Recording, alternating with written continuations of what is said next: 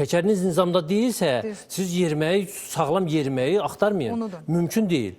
Və yaxud da ki, başqa yanaşı, başqa damar problemi var və yaxud başqa problemlər var. Çünki xəstəliyin hansısa orqanın müalicəsi zamanı biz burada yerli qan dövranını yaxşılaşdırmağa çalışırıq ki, yerli qan dövranı yaxşılaşmalıdır ki, həm orada əzələlərin hərəkəti normal hərəkət eləsin, həm oynağın qidalanması normallaşsın ki, xəstənin hərəkət oxunu da osteopatik proseslə onun hərəkət oxunu düzəltməklə xəstənin hansısa yaşam tərzini yaxşılaşdırıb, kontrakturanı açıb insanın həyatını yüngülləşdirək. Əgər orada artıq şəkər öz dərmanların vaxtında atmır, diyeta saxlamırsa, o deməkdir ki, qan dövranı artıq pozulub. Aşağı ətraflarda da lap sürətlə pozulur qan dövranı. Qan dövranı pozulubsa, pozulmuş qan dövranı bizim işimizə daha da mane olan məsələdir.